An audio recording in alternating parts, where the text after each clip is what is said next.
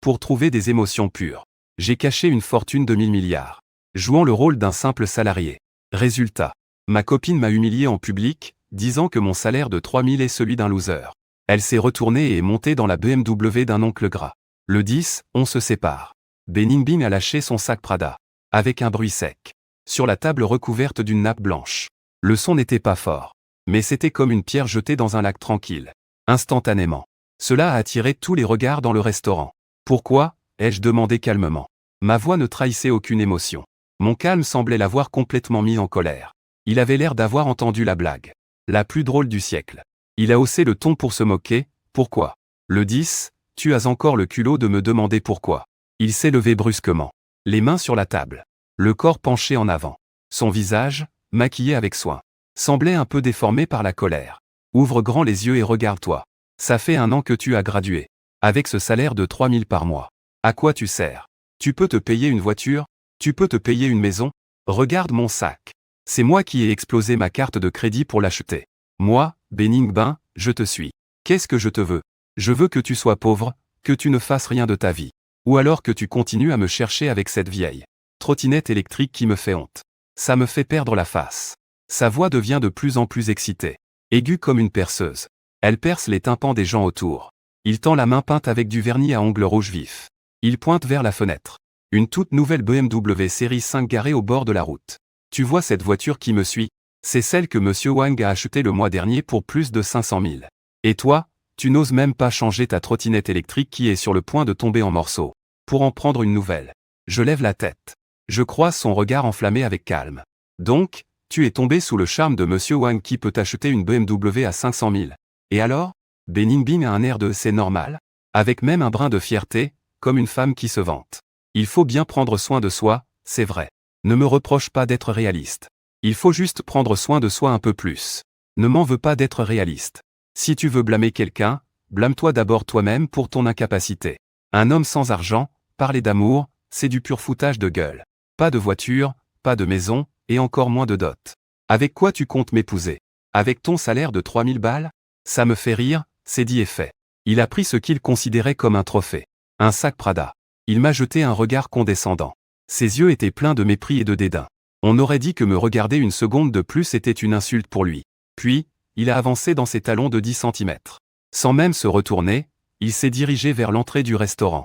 Comme un pan fier.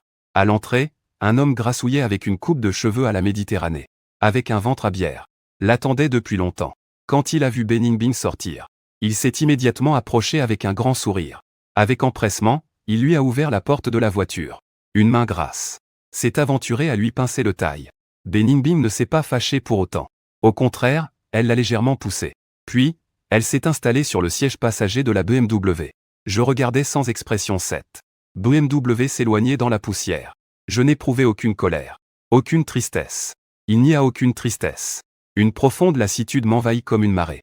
Ce jeu de pauvre gars a duré 1 an. Ça s'arrête ici. Il est temps que ça se termine. Il y a 1 an. J'en ai assez de ces visages hypocrites qui s'approchent de moi à cause de ma famille.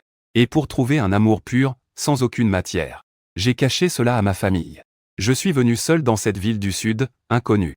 J'ai loué un petit appartement vieux et ordinaire. 2 chambres et un salon. J'ai trouvé un boulot de secrétaire avec un salaire de 3000 par mois. Je prends le bus tous les jours et mange des plats à emporter. Je vis la vie ordinaire d'un salarié. C'est à ce moment-là que j'ai rencontré Beningbing. Elle est belle et sait s'habiller. C'est la déesse reconnue de l'entreprise. Je l'ai courtisée. Elle a accepté à moitié. J'étais naïf de penser qu'elle s'intéressait à moi. À mes petits déjeuners préparés chaque jour. À mes soins attentifs quand elle était malade. À mes économies pour lui acheter le rouge à lèvres qu'elle aime. Maintenant, je réalise. J'étais trop naïf. Naïf au point d'être ridicule. Juste pour lui acheter un rouge à lèvres qu'elle aime. Maintenant que j'y pense. C'est moi qui étais trop naïf. Naïf au point d'en être ridicule. Elle ne s'est jamais intéressée à moi en tant que personne. Mais plutôt au potentiel qu'elle pensait que j'avais pour l'avenir. Quand elle a réalisé que je n'étais qu'un incapable. Elle ne s'est pas gênée pour me mettre à la porte. Elle s'est précipitée vers un autre. Un autre qui pouvait satisfaire ses désirs matériels. J'ai réglé l'addition. Je suis sorti de ce restaurant occidental qui me faisait suffoquer. La brise du soir, chargée d'humidité du fleuve, soufflait froidement sur mon visage. Cela me réveillait un peu. Et cela rendait mes tourments intérieurs encore plus clairs. Je ne suis pas rentré chez moi. Je marchais seul le long du fleuve, sans but. Mes chaussures en cuir résonnaient sur le pavé, produisant un écho de solitude. C'est alors que j'ai aperçu, non loin, sur un banc au bord de l'eau, une silhouette extrêmement frêle. C'était une fille. Elle ne portait qu'une robe fine et décolorée. Ses jambes nues, ses pieds à l'air. Elle tremblait dans le froid de l'automne. Elle était repliée sur elle-même, comme un petit chat abandonné par le monde, poussé par une intuition inexplicable. Je me suis approché. « Ça va ?» J'ai adouci ma voix. J'ai doucement poussé son épaule. Il n'a eu aucune réaction. Son corps était aussi froid qu'une pierre.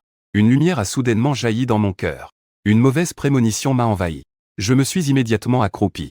J'ai tendu la main pour toucher son front. Une froideur glaciale m'a saisi. J'ai ensuite placé mes doigts sous son nez. Cette respiration à peine perceptible. On aurait dit qu'elle allait s'éteindre à tout moment. C'était mauvais, pas le temps de réfléchir. Je l'ai directement soulevé de banc. La sensation était légère. Si légère, comme une poignée de plumes sans poids. Cela m'a fait un pincement au cœur. Je pouvais même sentir clairement. Son corps souffrant reposait sur mon bras. Je le tenais dans mes bras. Je me suis précipité vers le bord de la route. J'ai arrêté un taxi. Avec la plus grande rapidité. Nous avons filé vers l'hôpital le plus proche. Le patient souffrait d'une grave maladie cardiaque congénitale, ajoutée à une malnutrition prolongée et à des températures basses. Cela a provoqué une insuffisance cardiaque aiguë. Si nous avions attendu 10 minutes de plus, même un dieu ne l'aurait pas ramené dans la salle d'urgence. Un médecin âgé a retiré son masque. Avec un air sérieux, il m'a dit. Sa voix trahit une certaine peur. Je regarde la fille qui est toujours plongée dans le coma sur son lit d'hôpital. Elle est allongée là, paisiblement. Son visage est masqué par un oxygène. Son corps frêle semble encore plus fragile. Sous la grande blouse d'hôpital.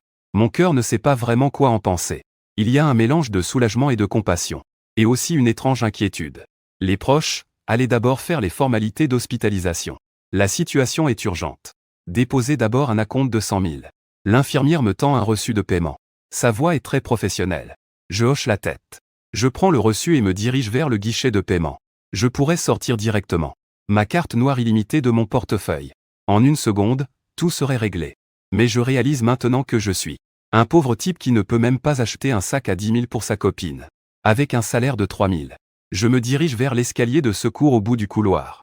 Une fois sûr qu'il n'y a personne autour, je compose le numéro de mon père. Il décroche presque instantanément. De l'autre côté, j'entends la voix puissante de mon père. Espèce de petit morveux, tu sais encore appeler ton vieux. Tu as fini de jouer à la maison. Tu as fini de jouer à la famille dehors? Quand est-ce que tu vas revenir, espèce de héritant de cette fortune colossale? J'ai rapidement éloigné mon téléphone. J'ai frotté mes oreilles engourdies par les vibrations. J'ai baissé la voix, papa. Doucement. J'ai un petit souci, prête-moi un peu d'argent pour dépanner. La voix de mon père était pleine de confusion. T'es devenu fou, toi. Les dizaines de millions sur ta carte personnelle. C'est pas en papier, non? Tu crois que je suis sénile? Tu fais du théâtre à ce point. J'ai expliqué avec résignation. Ma voix trahissait une légère gêne et un malaise. Avec mon statut actuel, je ne peux pas sortir autant d'argent. J'ai besoin de 100 000. Transfère ça sur ma carte de salaire. Considère ça comme un prêt de ma famille. Je te ferai un billet de dette plus tard. Les intérêts, je te les calcule aussi. J'ai accentué le mot prêt et intérêt. J'ai même pris un air soucieux à cause de l'argent. Évidemment. Une infirmière avec un plateau de médicaments qui passait par là a entendu mes mots et m'a lancé un regard plein de compassion. Son regard semblait dire que ce jeune homme n'a vraiment pas de chance. Pour sauver quelqu'un, il doit même emprunter de l'argent à sa famille. Espèce de petit morveux. De l'autre côté du téléphone, mon père a ri en me lançant une petite pique. Mais son ton s'est adouci. Avec une pointe de tendresse, il a dit « D'accord, d'accord. Je ferai ce que tu veux, je vais te transférer 200 000. La pauvreté à la maison, mais la richesse à l'extérieur. Ne te laisse pas trop maltraiter à l'extérieur. Au fait, quand est-ce que tu ramènes une bonne fille qui ne cherche pas ton argent, pour que papa puisse l'avoir? Ta mère parle de toi depuis un moment, je sais, je sais. Si tu trouves quelqu'un de bien, ramène-la. » J'ai répondu de manière vague. J'ai rapidement raccroché. Peu après, mon téléphone a vibré. Un message est apparu, 200 000 ont été crédités. Je tenais cette carte de salaire, qui n'avait que 2 000 et quelques en solde. Je me suis dirigé vers le guichet de paiement. J'ai débité 100 000 en dépôt. J'ai complété les formalités d'hospitalisation. Quand je suis revenu dans la chambre, la fille sur le lit était déjà réveillée. Elle ouvrait de grands yeux brillants comme ceux d'un fan, me fixant, moi, l'inconnu. Ses yeux étaient pleins de confusion et d'inquiétude, avec une pointe de méfiance à peine perceptible. « Tu es réveillé? Comment tu te sens? Est-ce que tu as mal quelque part ?» J'ai essayé de rendre ma voix aussi douce que possible. Il a ouvert la bouche. On dirait qu'il voulait dire quelque chose. Mais le son qui en est sorti était léger et fin. Comme un miaulement de chaton. C'est toi qui m'as sauvé, n'est-ce pas? Je l'ai vu en passant près de la rivière. C'était juste un coup de main. N'importe qui aurait fait pareil. J'ai tiré une chaise et me suis assis à côté de son lit. Merci à toi. Il a essayé de se redresser pour s'excuser. Mais, à cause de sa faiblesse, il n'a pas réussi après plusieurs tentatives. Ne bouge pas, reste allongé. Le médecin a dit que tu avais besoin de repos. J'ai tendu la main et lui ai doucement maintenu l'épaule. J'ai arrêté son mouvement. J'ai déjà avancé tes frais médicaux. On en reparlera quand tu iras mieux. À l'entente des mots frais médicaux, son visage déjà pâle est devenu encore plus blême. Dans ses yeux clairs, une couche de brume s'est rapidement formée. On aurait dit qu'il allait pleurer à tout moment. Combien ça coûte? Je vais travailler dur pour te rembourser. Il mordillait sa lèvre inférieure.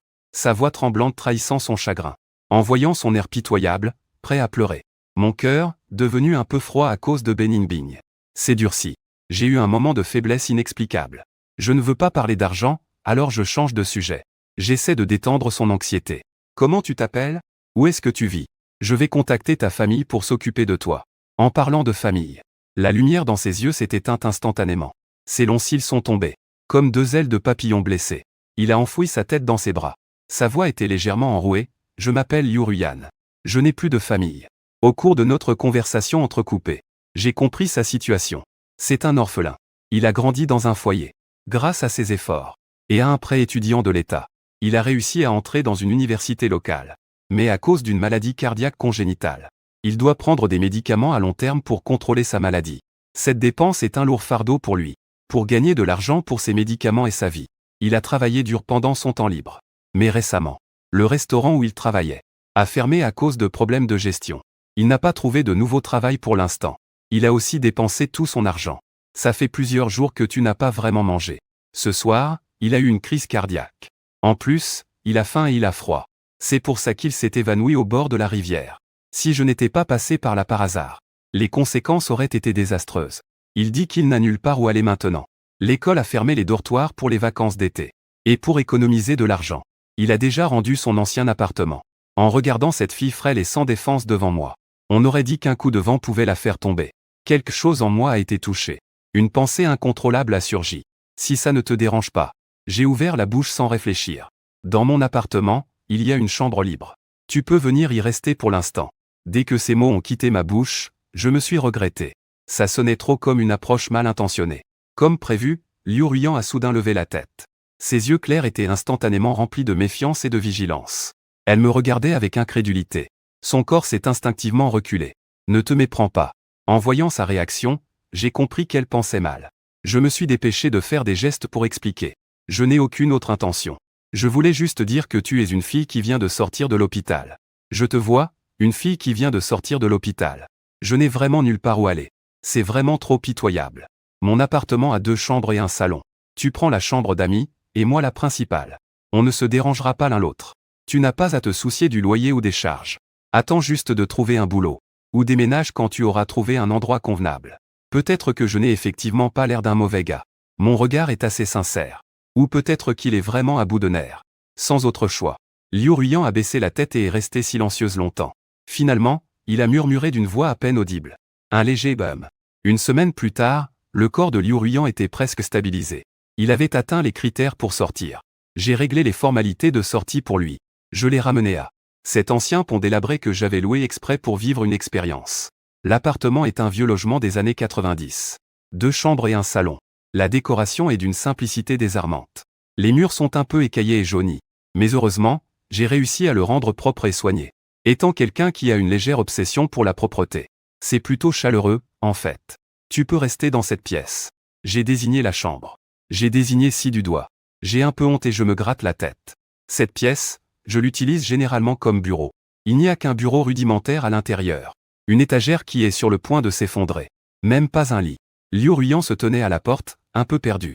Ses 2 mains s'entremêlaient nerveusement autour d'une jambe. Comme un petit animal maigre qui s'est égaré dans le territoire des humains. Ses yeux étaient pleins d'inquiétude face à cet environnement inconnu. Je n'ai pas de vêtements de rechange. Il baissa la tête. Sa voix était aussi faible qu'un bourdonnement de moustique. C'est alors que je me suis soudainement rappelé. Quand il est sorti de l'hôpital, il portait encore cette robe qui avait été lavée par l'hôpital, mais qui semblait toujours usée et décolorée. À part ses vêtements sur lui, il n'avait rien du tout. Attends un instant. Je suis entré dans ma chambre. J'ai fouillé partout pendant un bon moment. Je n'ai trouvé qu'un t-shirt blanc propre, que je n'avais presque jamais porté, et un short de sport ample. Tiens, mets ça pour l'instant. Demain, je t'emmène acheter du nouveau. Je lui ai tendu les vêtements. Ses yeux évitaient légèrement mon regard. Je lui ai tendu les vêtements. Son regard était un peu fuyant. Je n'ose pas croiser son regard. Les vêtements d'un grand homme. Ça ne lui ira sûrement pas. Merci, ses joues sont légèrement rouges. En prenant les vêtements, je murmure un petit merci. Comme un petit lapin. Je me précipite dans la salle de bain. Écoutant le bruit de l'eau qui coule dans la salle de bain. Je suis assis sur le canapé du salon. Je me sens un peu mal à l'aise. Qu'est-ce que je fais au juste? Un grand homme dans la vingtaine ramène chez lui une fille qu'il ne connaît que depuis une semaine. Comment penser à ça? Ça semble tellement absurde. Je pense à ses yeux, inquiets et purs à l'hôpital. En pensant à lui, recroquevillé sur un banc au bord de la rivière, avec cet air pitoyable, comme s'il allait mourir. Je me dis que finalement, ce n'est pas si absurde. Rapidement, la porte de la salle de bain s'ouvre avec un clic. Liu Ruiyan sort de la douche. Son t-shirt en coton blanc est devenu un peu transparent après l'eau. Mon visage devient soudainement chaud. Je détourne rapidement le regard. J'ai l'impression que mon cœur rate un battement. Pourquoi ses cheveux ne sont-ils pas secs? Il vient juste de sortir de l'hôpital. J'avais l'impression que mon cœur ratait un battement. Pourquoi ses cheveux ne sont-ils pas secs après être sortis de l'hôpital? Fais attention à ne pas attraper froid. J'ai dit en feignant le calme. Mais ma voix était un peu rauque. Je n'ai pas de sèche-cheveux. Il a baissé la tête et a répondu à voix basse. C'est à ce moment-là que je me suis rappelé. Moi, un grand homme. D'habitude, je me contente d'essuyer mes cheveux avec une serviette. Je n'ai absolument pas besoin d'un truc comme un sèche-cheveux. Attends un peu. Sans hésiter, j'ai attrapé ma veste et je suis descendu en courant. En bas, il y a un magasin de proximité ouvert 24h24. Je suis entré et j'ai choisi le sèche-cheveux le moins cher. J'ai payé et je suis rentré en courant. De retour à la maison, Liu Ruiyan se tenait là, comme un élève qui a fait une bêtise, ne sachant pas quoi faire. En voyant le sèche-cheveux que je tenais, il a eu un moment d'hésitation. Une lueur de surprise et d'émotion a traversé ses yeux. Assieds-toi, j'ai indiqué le canapé. Il a hésité un instant. Puis il s'est finalement approché sagement. S'est assis à l'endroit que j'avais désigné. Je me suis tenu derrière lui. J'ai branché le sèche-cheveux. Et j'ai maladroitement commencé à lui sécher les cheveux. Ses cheveux étaient longs et doux. Ils glissaient entre mes doigts comme de la soie de qualité supérieure. Avec un léger parfum de shampoing. Qui flotte agréablement au bout de mon nez. Fait battre mon cœur de manière irrégulière. Le souffle chaud du sèche-cheveux souffle. L'atmosphère dans le petit salon est un peu gênante. Et un peu indescriptible. Aucun de nous n'a dit un mot. Seul le bruit du sèche-cheveux résonne. J'ai enfin réussi à sécher mes cheveux. J'éteins le sèche-cheveux. Je me raclais la gorge et dis qu'il n'est pas tard. Tu devrais te coucher tôt. Demain, je t'emmène acheter des fournitures. Et un lit. Il hoche la tête. Me murmure un bonsoir. Xiao se retourne et retourne dans sa chambre. Je m'allonge sur mon lit. Je tourne et retourne, impossible de trouver le sommeil. Dès le lendemain matin, je ne suis pas réveillé par le réveil, mais par une série de parfums qui viennent de la cuisine. Je frotte mes yeux encore ensommeillés et me dirige vers la porte de la cuisine. Je me réveille instantanément. Je vois Liu Ruiyan en train de porter mon tablier rose avec un petit cochon en cartoon, en train de s'affairer devant la petite cuisinière. Cette tablier sur son corps frêle paraît un peu ridicule. Pourtant, c'est étrangement harmonieux. Dans la casserole, du porridge blanc mijote. Ça bout doucement, dégageant de la vapeur chaude. L'odeur du riz embaume l'air. À côté, dans une petite assiette, 2 bâtonnets de youtiao, acheminés de la boutique de petit déjeuner en bas, et une petite assiette de légumes marinés que j'ai coupés moi-même. Tu te lèves si tôt. Je suis un peu surpris. Et un peu gêné. Moi, un grand homme. Je laisse un invité encore convalescent me préparer le petit déjeuner. Il a sursauté à ma voix. Comme un petit cerf effrayé. En se retournant, il a vu que c'était moi. Avec un sourire timide sur le visage. J'ai vu qu'il y avait du riz dans le frigo. Alors j'ai juste fait un peu de porridge. Je ne savais pas ce que tu aimais manger. C'est parfait, j'aime bien boire un peu de porridge le matin. Je suis assis devant cette table en bois écaillé. Je me sers un bol de porridge. Un simple porridge blanc. Bien cuit, les grains de riz sont tendres. Fondent dans la bouche. Je ne sais pas pourquoi. Un bol de porridge chaud dans le ventre. Réchauffe tout mon estomac. Mon cœur s'est réchauffé en même temps. Xiao s'est assis en face de moi. Il tenait un bol dans ses mains. Il a ouvert la bouche avec précaution pour me dire merci de m'avoir accueilli. Dès que je trouverai un emploi, je te rembourserai rapidement les frais médicaux. Et le loyer de cette période. J'ai déjà dit que ce n'était pas nécessaire. Je le regardais avec son air sérieux, ça me faisait sourire. Ta tâche la plus importante en ce moment, c'est de bien te rétablir. Le médecin a dit que tu es en sous-nutrition depuis longtemps. À partir de maintenant, tu dois manger 3 repas par jour à heure fixe. Tu entends? Tu entends? Mon ton était empreint d'une autorité indiscutable. Il a été un instant surpris. Puis, il a acquiescé docilement. Il a baissé la tête et a bu le porridge à petites gorgées. Ses oreilles blanches ont doucement pris une teinte. Un adorable rose. Après le petit déjeuner, je l'ai emmené dans un grand supermarché à proximité. Je suis d'abord allé dans le rayon des meubles. J'ai choisi pour lui un lit en bois massif d'1,50 m. Et un matelas moelleux. J'ai demandé au magasin de livrer l'après-midi même. Ensuite, je l'ai emmené au rayon des vêtements. Je lui ai acheté quelques tenues confortables pour la maison. Une robe, des sous-vêtements et des chaussures. Il me suit comme une petite ombre. Fidèle à mes côtés sans hésitation. Chaque fois que je lui demande s'il aime un vêtement, il hoche la tête comme un petit poussin qui picore, en disant qu'il aime ça avec enthousiasme. Mais quand il voit discrètement le prix sur l'étiquette, son visage devient blême de peur. Il agite les mains en disant que c'est trop cher. Frère Chiao, c'est trop cher. Allons acheter quelque chose de moins cher. Des trucs de marché, ça fera l'affaire, c'est pas cher. Je lui ai directement mis une robe jaune pâle dans les bras, en lui disant de l'essayer sans discuter. Je suis sûr que cette couleur te va à merveille. En le voyant sortir de la cabine d'essayage, avec une jolie nouvelle robe propre, bien que sa silhouette reste frêle, son teint s'est clairement amélioré, comme une petite marguerite prête à éclore, avec la rosée du matin, fraîche et belle. Cet après-midi-là, nous sommes rentrés chez nous avec plein de sacs, comme de vrais petits amoureux, ajoutant toutes sortes de fournitures pour notre maison temporaire. La vie en colocation de Liu Ruiyan a commencé officiellement comme ça, pour lui redonner des forces, pour qu'il puisse se remettre en forme. Moi, qui n'ai jamais mis le doigt dans la nourriture depuis tout petit, l'eau de printemps. Le jeune maître qui n'est même pas entré dans la cuisine plus de quelques fois, commence à s'intéresser à la gastronomie sur son téléphone. À partir de 0, il étudie les recettes. En commençant par le plus simple, des œufs brouillés aux tomates. Puis, un peu plus tard, des plats un peu plus complexes comme le porc braisé, des côtes de porc aigre douce, des ailes de poulet au cola. Bien que le processus soit toujours semé d'embûches. Ce n'est pas assez de sel, c'est trop de sucre.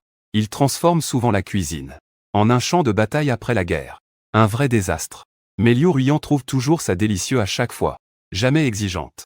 Il finit par manger tous les plats bizarres que je prépare, jusqu'à la dernière bouchée. Puis, en se caressant le ventre satisfait, il me regarde avec ses yeux brillants, en m'admirant. AOGE. La nourriture que tu fais est la meilleure du monde. Je sais qu'il essaie de me faire plaisir. Mais au fond de moi, c'est comme si j'avais mangé du miel. Je suis tout content. Son monde est petit et simple. Se régaler d'un repas que j'ai préparé. Même s'il est un peu raté. Il sera heureux toute la journée. En regardant un film comique absurde. Il rira aux éclats, sans aucune retenue. En recevant le bouquet de marguerites en promotion, que j'ai acheté sur le chemin du retour du travail. Il peut le tenir et le regarder pendant des heures. Puis, avec précaution, chercher un vase pour l'y mettre. Il est comme une feuille de papier vierge, propre et pure. D'une beauté irréelle. Il fait fondre mon cœur devenu froid et dur, rempli de doutes à cause de Bening Bing. Peu à peu, sans que je m'en rende compte, il m'apaise et je découvre progressivement que la confiance et la dépendance inconditionnelle sont une sensation merveilleuse. Cette sensation me procure une satisfaction inégalée et un sentiment d'accomplissement. Grâce à mes attentions, le corps de Liu Ruiyan se rétablit à vue d'œil. Ses joues, auparavant pâles, commencent à prendre une teinte saine. Son corps, aussi maigre qu'un bâton de bambou, commence à prendre un peu de poids. Quand il sourit, deux adorables fossettes apparaissent sur ses joues. Il n'est plus ce nouvel arrivant. Il n'est plus ce jeune homme qui venait d'arriver. Je n'ose que me recroqueviller dans un coin. Même pas oser me parler. Je suis devenue une petite fille timide qui n'ose même pas parler fort. Il prend l'initiative de m'aider à nettoyer la chambre. Il trie mes chaussettes sales et mes vêtements en désordre. Il les lave soigneusement. Puis il les étend sur le balcon. Ça dégage un parfum de soleil et de lessive. Quand je rentre tard après avoir travaillé, il laisse une lumière chaleureuse allumée pour moi. Il me prépare un bol de soupe chaude apaisante. Quand je suis préoccupé par le travail, fronçant les sourcils, il essaie maladroitement de me raconter des blagues nulles qui ne me font pas rire du tout. Il s'efforce de me faire sourire. Entre nous, nous n'avons jamais parlé de sentiments ou d'amour. Mais ça commence à ressembler de plus en plus à un vrai foyer, rempli de chaleur et de vie. Ce jour-là, dans ma société, après avoir terminé un gros projet, pour la première fois, chaque employé a reçu une prime de 5000 yuan. Je suis de bonne humeur. Et j'ai décidé d'emmener Liu Ruiyan dîner pour fêter ça. J'ai choisi un nouveau restaurant japonais. Les avis en ligne étaient bons. L'ambiance est élégante et agréable. Les prix aussi. Dans le personnage de ce pauvre petit gars que je suis. C'est dans la limite de ce que je peux supporter. Nous venons juste de nous asseoir près de la fenêtre pour commander un bon repas. Quand une voix, aigre et acérée, a retenti à mon oreille. Ce n'est pas le jeune homme en vue de notre entreprise, numéro 10 ?» En levant les yeux, j'ai vu ce visage que je ne veux plus jamais revoir de ma vie. Bening Bing, il est en train de s'accrocher intimement au bras de ce roi méditerranéen, vêtu de bijoux scintillants, avec autour du cou un collier à trèfle de Van Cleef Arpels que je reconnais, d'une valeur considérable.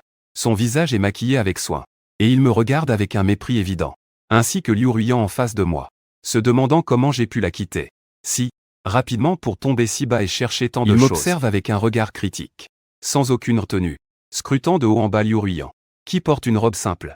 Le mépris et le dédain dans ses yeux sont comme des aiguilles empoisonnées profondément dans la chair. Zézézé. Cette tenue, elle vient de quel marché aux puces? On dirait qu'elle sent la pauvreté à plein nez. Qui dégageait une odeur de pauvreté? T'as une mine affreuse. Tu n'es pas en train de tomber malade, j'espère? Numéro 10, tu ne fais que régresser, là.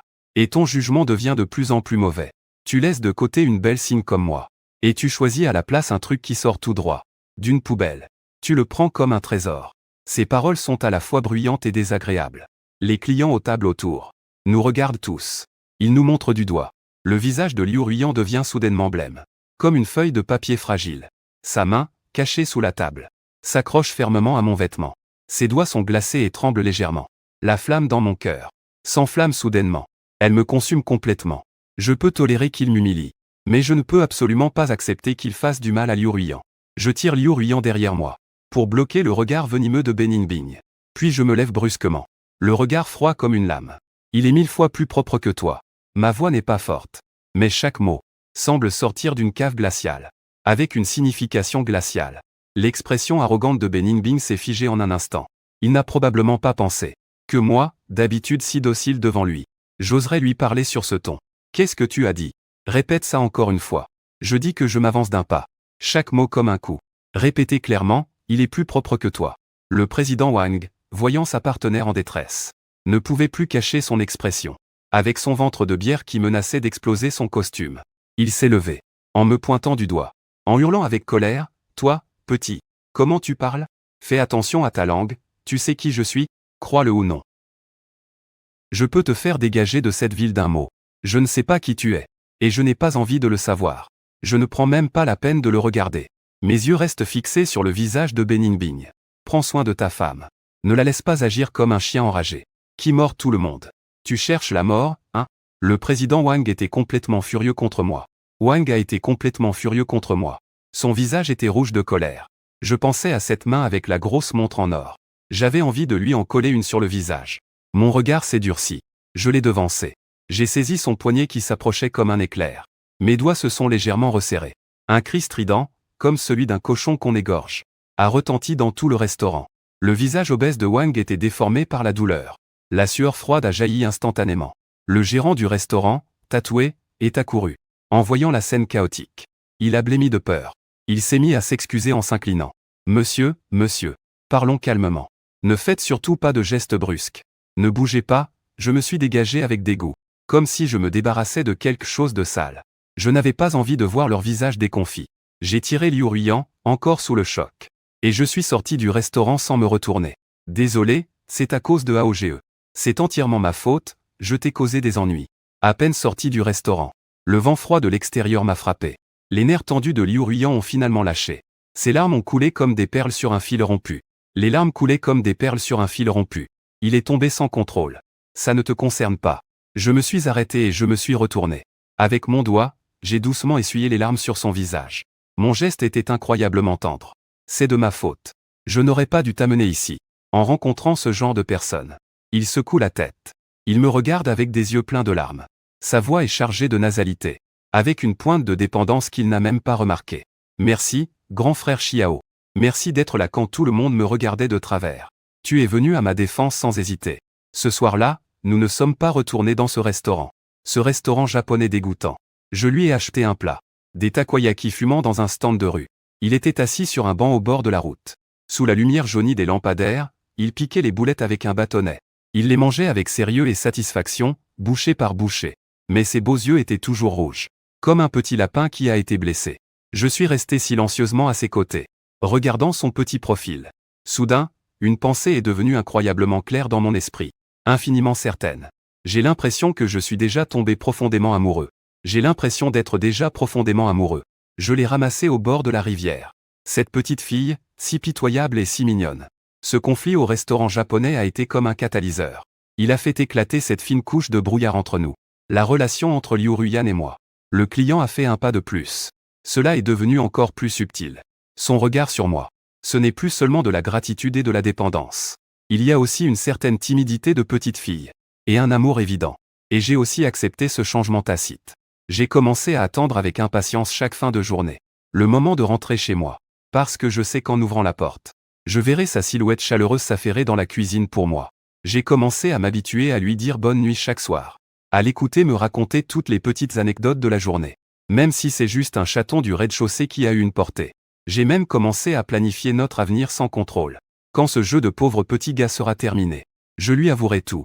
Ensuite, je l'emmènerai chez mes parents. Mes parents vont sûrement aimer cette fille simple et gentille. Sans aucune impureté. Une fois que ce jeu de pauvre sera terminé, je lui avouerai tout. Ensuite, je l'emmènerai chez mes parents. Mes parents vont sûrement aimer cette fille simple et gentille. Sans aucune impureté. Nous allons organiser un grand mariage. Je vais le rendre le plus heureux des nouveaux mariés au monde. Mais tous mes beaux plans ont été complètement bouleversés par un imprévu. Ce jour-là, c'était le jour du contrôle régulier de l'arythmie de Liu Ruyan. J'ai pris une journée de congé spécialement pour l'accompagner à l'hôpital. Dans le bureau du médecin, le médecin traitant regardait les résultats des examens et l'échographie cardiaque. Son front était plissé en une profonde ride. Mon cœur s'enfonçait lentement avec son expression. La situation n'est pas très bonne. Le médecin a levé les yeux vers nous deux, avec un poids sans précédent. D'après le rapport, les lésions de la valve cardiaque s'aggravent. Les médicaments ont du mal à avoir un effet de contrôle efficace. Je recommande de procéder rapidement à une opération de remplacement de la valve cardiaque. Il ne faut plus attendre. Mon cœur s'est soudainement alourdi, comme si une main invisible le serrait fortement. Ma respiration est devenue difficile. Chirurgien. Le taux de réussite de l'opération est-il élevé? Les risques sont-ils importants? L'opération de remplacement de la valve cardiaque est déjà très mature dans le pays. La chirurgie de changement de sexe est déjà très avancée dans le pays. Le taux de réussite est supérieur à 95%. Ne t'inquiète pas trop pour ça. Mais le médecin marqua une pause, en nous regardant avec un air inquiet. Les frais de l'opération sont très élevés, sans compter les médicaments importés nécessaires après l'opération, et la rééducation par la suite. Au total, ça coûte au moins 500 000. Pour moi, 500 000. Ça ne représente même pas le prix d'un repas. Mais pour un salaire de 3 000 par mois, c'est sans aucun doute une montagne insurmontable, qui écrase tout sur son passage. Je voyais clairement Liu Ruyan à mes côtés. Son corps tremblait de façon incontrôlable. Ce visage qui avait enfin pris un peu de couleur devenait soudainement aussi pâle que du papier, sans la moindre énergie.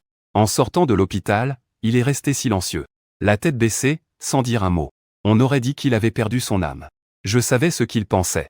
Il avait peur, désespéré, et se sentant coupable. Ne t'inquiète pas, je prends fermement sa main glacée comme de la glace, essayant de lui transmettre ma chaleur. Pour l'argent, je vais trouver une solution. Ne pense à rien. Concentre-toi juste sur ta guérison. Il finit par relever la tête. Dans ses yeux qui étaient autrefois si clairs et brillants. À cet instant, il y avait une désespérance et une impuissance qui ne fleurissaient pas. CAO, ça fait 500 000. Où allons-nous trouver autant d'argent? Je ne peux plus te mettre dans l'embarras. Je te dois déjà trop, pourquoi dire des bêtises? Je le prends dans mes bras, le cœur lourd.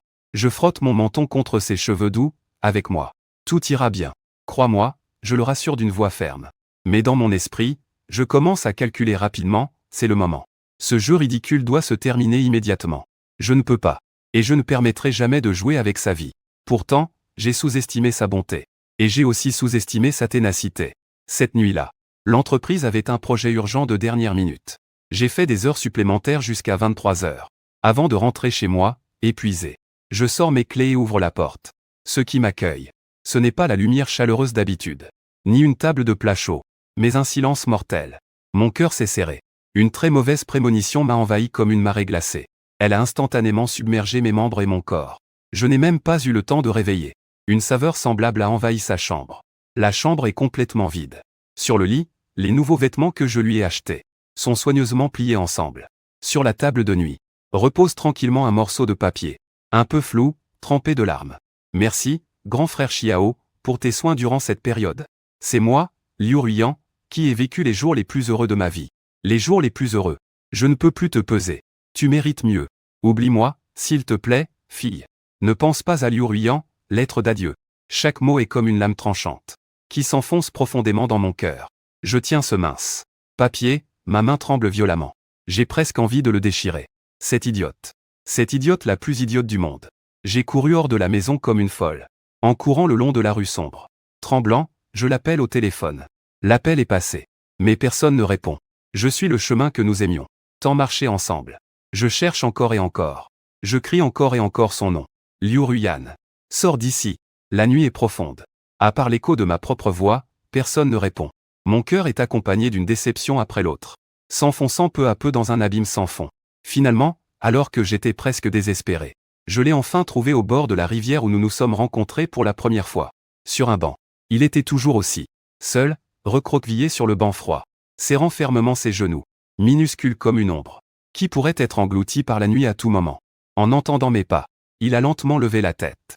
Quand il a vu que j'étais en sueur et essoufflé, ses yeux, pleins de larmes, étaient remplis de choc et d'incrédulité. « Qu'est-ce que tu fais ici ?»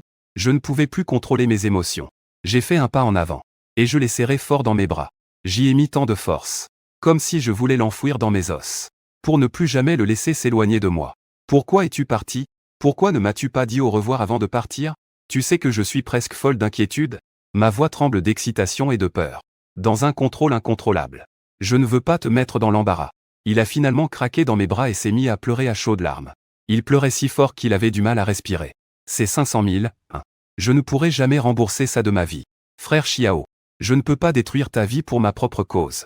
Idiot, espèce d'idiot. Je tenais son petit visage marqué par les larmes. Je le regardais. Ses yeux clairs, lavés par les larmes. Je disais chaque mot avec une gravité incroyable. Pour l'argent, tu n'auras jamais, jamais à t'inquiéter. Ses yeux embués de larmes étaient pleins de confusion et d'incompréhension. Je pris une profonde inspiration. Sachant que je ne pouvais plus cacher la vérité, je sortis mon téléphone. Devant lui, je composais le numéro de mon père, et j'appuyais directement sur le haut-parleur. « Papa, le jeu est fini. » Ma voix était calme, mais elle portait une détermination indiscutable. « J'ai besoin de l'équipe de cardiologues la plus prestigieuse du pays. Qu'ils viennent immédiatement ici. Je t'enverrai l'adresse tout à l'heure. » Il y eut quelques secondes de silence au bout du fil. Puis la voix de mon père, Shi Zhangxiong, résonna, stable comme une montagne. « Envoie-moi l'adresse. » Et puis, jeune maître. Bienvenue chez vous. Le jeune maître Liu Ruyan me regardait d'un air absent. J'ai de nouveau regardé le téléphone que j'avais en main. Toujours en communication. Mon cœur a fait un bond. Comme si j'avais entendu quelque chose d'incroyable. J'ai raccroché. En voyant ses chaussures, j'étais choqué. Et ses yeux étaient pleins de confusion. J'ai soupiré avec un sourire amer, comme une fumée qui s'évapore. Je t'ai menti, le lendemain matin. À peine le jour se levait. Une rangée de Rolls-Royce Phantom de luxe s'est arrêtée silencieusement devant notre vieux immeuble délabré, comme une meute de bêtes noires soumises, créant un choc visuel fort avec l'environnement. Dans cette voiture qui se retournait, est descendu un homme d'âge moyen, vêtu d'un costume sur mesure, avec une prestance remarquable. C'était mon père, Shi Zhangxiong, un habitué du classement Forbes des milliardaires, président du groupe Shenxi. Derrière lui, une équipe de médecins en blouse blanche, portant divers instruments médicaux de précision. Ces gens, si l'un d'eux sortait un, n'importe lequel de ces gens, tout cela vient du pays, et même du domaine de la chirurgie cardiaque internationale. Des figures de pros. Cela ressemble à une scène de film à gros budget. Cela a immédiatement attiré l'attention des voisins de tout l'immeuble. Ils ont tous commencé à sortir la tête par les fenêtres, chuchotant entre eux, en discutant sans cesse. Mon Dieu, c'est chez qui un tel déploiement pour tourner un drama ? On dirait le jeune homme du 502. Comment s'appelle-t-il déjà ? Xiao, c'est ça ? Ce n'est pas possible. N'est-il pas un simple salarié ordinaire ? Je l'ai même vu hier rentrer du travail à vélo électrique. Comment se fait-il que Liu Ruyan soit à mes côtés ? En regardant cette scène qui dépasse toute compréhension, j'étais complètement abasourdi. Sa petite main, nerveuse, s'accrochait fermement à mon vêtement. Ses doigts étaient glacés. Mon père s'est approché de nous d'un pas assuré. Il a d'abord examiné Liu Ruyan de haut en bas. Dans ses yeux, qui avait vu tant de gens, une lueur de douceur et de satisfaction a traversé. Puis il s'est tourné vers moi, retrouvant son air sérieux de président. Je t'ai apporté ça. Pour le reste, gère ça toi-même. Ne me fais plus jamais m'inquiéter pour toi et ta mère. Ne me fais plus de soucis pour ta mère. Après avoir dit cela, il ne m'a plus regardé, emmenant cette équipe d'experts directement à l'étage. Très attentionné. Nous avons un espace pour parler en privé. Frère Xiao est parti. Qu'est-ce qui se passe exactement ? La voix de Liu Ruyan tremble. Il me regarde. Ses yeux sont remplis de confusion et d'inquiétude. Je prends sa main glacée et nous marchons vers la rivière. Je regarde la surface calme de l'eau. Je commence lentement à tout lui confier. Je m'appelle numéro 10. Je suis le seul héritier du groupe Shenchi. La raison pour laquelle je me fais passer pour une personne ordinaire, c'est que je lui ai tout dit sur ma relation ratée, sur mon dégoût et mon doute envers l'argent et l'humanité. Je voulais juste trouver quelqu'un qui ne m'aime pas pour mon argent, ni pour mon statut, mais qui m'aime vraiment, pour qui je suis. Je me tourne vers lui, le regard brûlant. Dans mes yeux, il y a une sincérité et une tendresse sans précédent. Liu Ruyan, je suis tombé amoureux de lui, quand je n'avais rien. Celui qui rougissait pour un t-shirt à quelques dizaines de yuan que j'avais acheté. Qui était satisfait d'un repas raté que j'avais préparé. Qui pleurait de chagrin à cause d'une méchante remarque. Serait satisfait d'un repas raté que j'ai préparé. Et pourrait pleurer de frustration à cause d'une méchante calomnie. On peut pleurer de frustration à cause d'une méchante calomnie. Pourtant, tu choisis toujours de croire en moi. Mon argent, mon identité, tout cela n'est que des accessoires à mes yeux. Mais toi, Liu Ruyan, tu es ma raison de vivre. Liu Ruyan écoute, abasourdi, ma déclaration. Les larmes coulent comme des perles détachées d'un fil. Incontrôlables, une à une. Elles tombent sans cesse. Mais cette fois, ces larmes ne sont plus dues à la peur ou au désespoir, mais à une émotion intense et à un bonheur profond. Elle se jette soudainement dans mes bras, serrant de toutes ses forces, comme si elle voulait s'incorporer dans ma vie. Je t'aime aussi, Liu Ruyan, à ce moment-là. Le soleil perce les nuages et éclaire nos visages. Le vent du fleuve caresse doucement ses cheveux. L'opération a été organisée très rapidement. Mon père a mobilisé le groupe Shenchi, avec toutes les ressources et relations à l'échelle mondiale.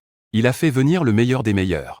Équipe de chirurgie du monde entier, utilisant les technologies et équipements médicaux les plus avancés, pour s'assurer que l'opération soit un succès total. J'attends dans le long couloir devant la salle d'opération. Pour la première fois, je comprends ce que c'est que de vivre un jour comme une année. Le temps passe, seconde après seconde. La lumière rouge sur la porte de l'opération est comme une épée suspendue au-dessus de mon cœur, rendant chaque respiration un véritable supplice. Mon père est toujours à mes côtés. Il me regarde, assis là, nerveux. Et pour une fois, il ne me gronde pas. Il s'approche juste et me tape doucement sur l'épaule. Avec sa voix calme habituelle, il me rassure. Ne t'inquiète pas, cette fille est une bonne personne. Les gens de bien ont toujours une bonne étoile. Tout ira bien. Je ne sais pas combien de temps ça a duré. Peut-être quelques heures. Peut-être des siècles. Enfin, la lumière de la salle d'opération s'est éteinte. Le chirurgien est sorti, enlevant son masque trempé de sueur, avec une légère fatigue sur son visage. Mais un sourire de joie difficile à cacher, Monsieur Shi. L'opération a été un grand succès. Le pathogène n'est plus en danger. En entendant ces mots, mes nerfs tendus se sont relâchés d'un coup. Mes jambes ont fléchi et j'ai failli tomber. Liu Ruyan a été poussé dehors par les infirmières. Son visage est encore très pâle, mais sa respiration est devenue régulière et forte. Je tiens sa main froide qui reçoit encore une perfusion, collée sur ma joue. La grosse pierre qui pesait dans mon cœur depuis si longtemps. Enfin, ça a atterri. Les jours suivants, j'ai mis de côté toutes mes affaires au travail. Une main qui ne me quitte pas. Je prends soin de lui personnellement dans une suite VIP de premier ordre. Je lui donne à manger et je l'aide à se laver. Je lis des histoires. Je raconte des blagues. Mes parents vont presque tous les jours à l'hôpital. Ils ont préparé toutes sortes de précieuses tisanes à lui apporter. Leur regard sur Liu Ruyan, c'est plus affectueux que pour leur propre fils. C'est à la fois touchant et déchirant. Ma mère tient encore plus la main de Liu Ruyan. Ses yeux sont rouges. Elle est vraiment peinée. Mon petit, tu as tant souffert. À partir de maintenant, tu es la fille de la famille Shi. Personne ne pourra plus jamais te faire de mal. Grâce à l'équipe médicale de premier plan, et aux soins attentifs de toute notre famille, la santé de Liu Ruyan s'améliore de jour en jour. Et pendant ce temps, une autre tempête se prépare silencieusement à l'extérieur. L'héritier du groupe Shenchi numéro 10. Prêt à tout pour l'amour, même à dépenser une fortune. Juste pour faire sourire une fille du peuple. Ces nouvelles, accompagnées de ma silhouette floue, anxieusement au téléphone dans le couloir de l'hôpital, sont rapidement devenues la une des grands journaux économiques. Et les gros titres des potins people. Bien que la photo soit floue, elle est suffisante pour que certaines personnes attentives la reconnaissent. Ce jour-là, je préparais un de ces pommes préférés pour Liu Ruyan.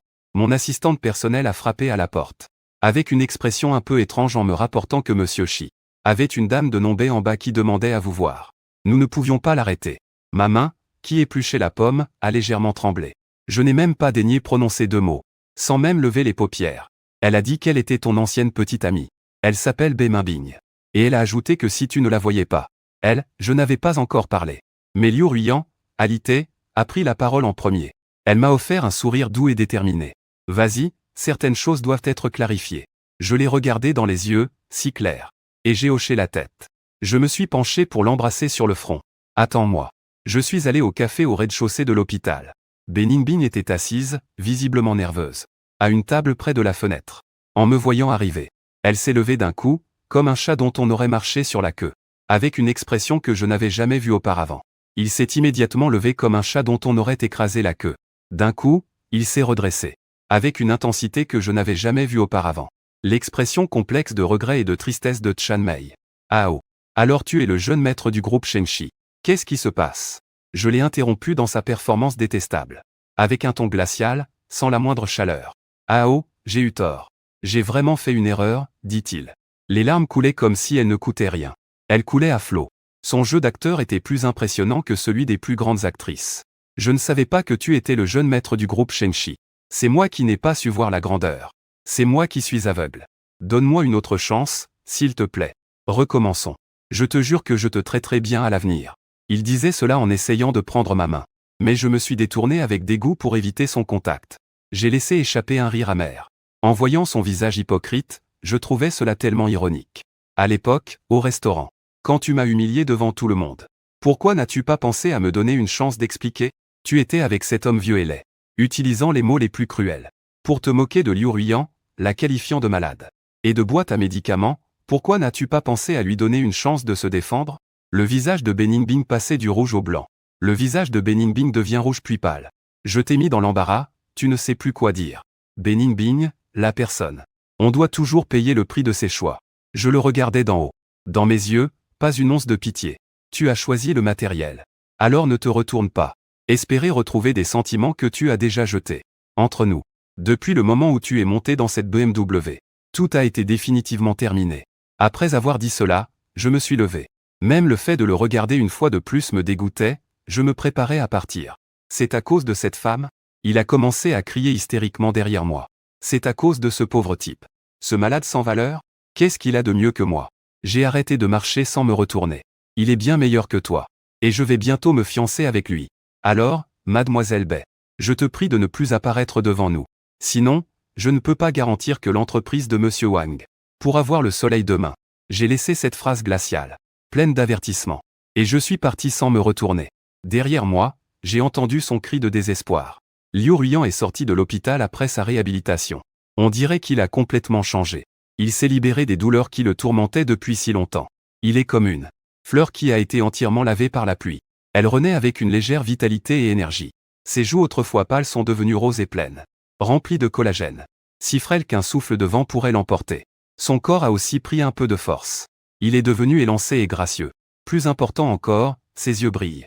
Une lumière confiante et joyeuse, pleine d'espoir infini pour l'avenir. L'ancienne petite chatte timide et peureuse, effrayée, sous mon amour et mes soins, a enfin perdu toute son insécurité et sa timidité. Elle s'est transformée en une rose unique, épanouie au soleil. Mes parents l'ont déjà considérée comme leur future belle-fille, l'aimant comme leur propre fille. Ma mère aimerait presque la voir à ses côtés tous les jours, lui enseignant toutes sortes d'étiquettes, l'emmenant à divers événements et soirées de la haute société. Au début, Liu Ruiyan avait encore un peu de mal à s'adapter à ce mode de vie luxueux. Mais elle est très intelligente et apprend vite. Elle s'adapte rapidement. Pas longtemps après, il a conquis l'affection de tous nos parents et amis, avec son charme doux et bienveillant, et son discours élégant et approprié. Tout le monde dans le cercle des nantis sait que cette fille, nommée Liu Ruiyan, chérie par la famille Shi, est la future hôtesse d'Eddie Meyer.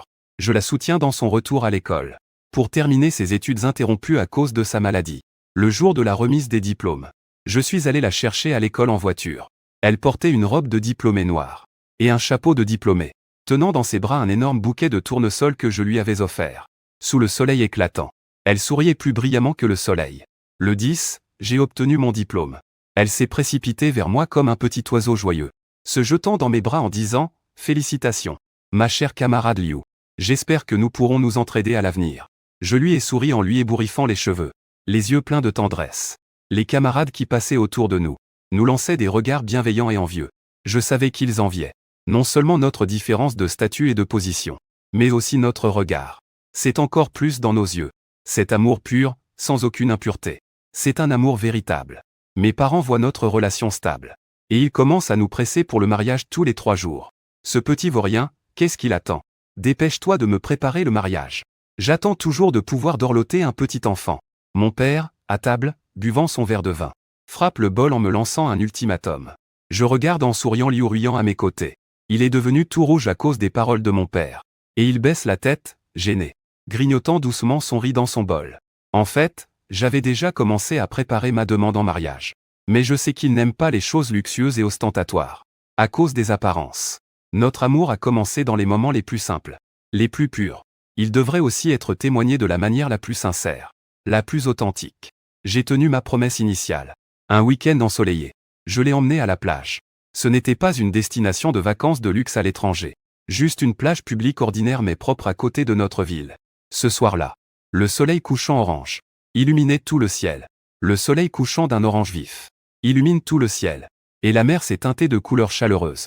Le vent marin souffle doucement, apportant une légère odeur salée et humide. Nous marchons main dans la main sur la douce plage, ramassant les coquillages colorés que les vagues ont rejetés. Je tiens sa main. Sous son regard surpris, je me mets lentement à genoux. Je ne sors pas la bague en diamant rose, aussi grosse qu'un œuf de pigeon, que j'avais préparé. Ce que je sors de ma poche, c'est un bracelet fait à la main avec les jolis coquillages que nous venons de ramasser ensemble. Bien qu'il ait l'air un peu brut, il porte en lui nos plus beaux souvenirs, uniques en son genre.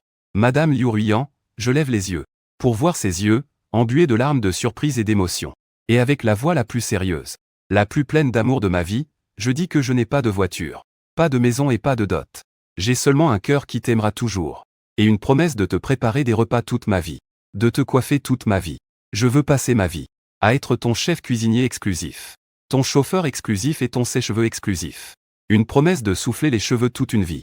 Je veux consacrer ma vie à continuer d'être ton chef cuisinier exclusif, ton chauffeur exclusif et ton sèche-cheveux exclusif. Alors, tu veux m'épouser? Ses larmes tombèrent à nouveau comme des perles sur un fil rompu.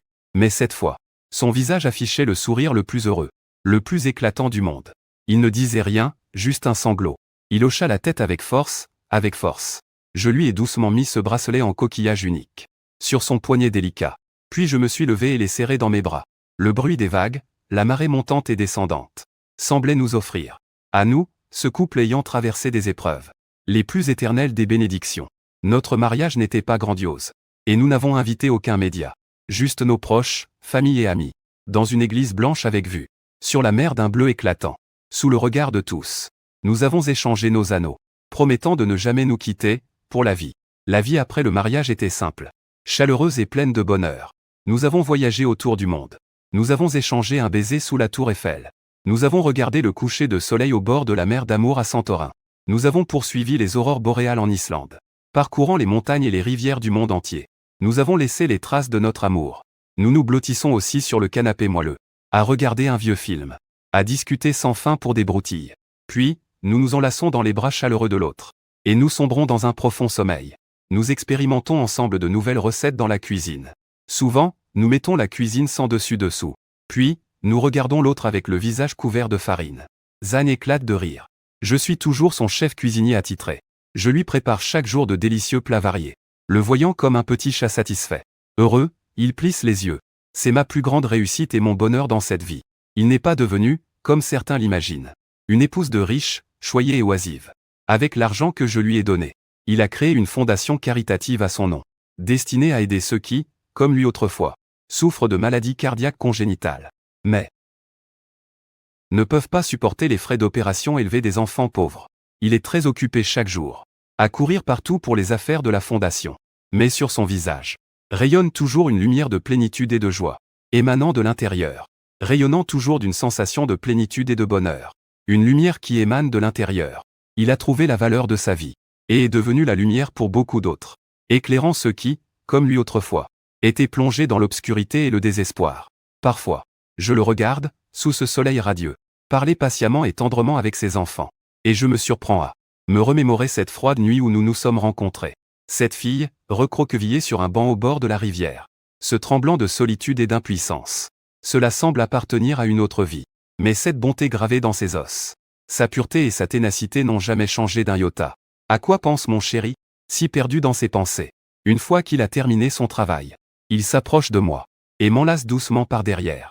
Je me tourne, pour le prendre dans mes bras. Je baisse la tête, et dépose un tendre baiser sur son front. Je pense, quelque part dans ma vie précédente, j'ai dû sauver toute la galaxie, pour avoir la chance incroyable de trouver un trésor aussi unique que toi. Il rit à mes mots. se mettant sur la pointe des pieds, et embrasse mes lèvres avec initiative. Un baiser léger avec un goût de soleil. Un doux baiser. Moi aussi, le soleil brille à l'extérieur. La brise est douce. Le temps est paisible, je le sais. C'est ce que je veux, le plus simple. Et le conte de fées le plus éternel.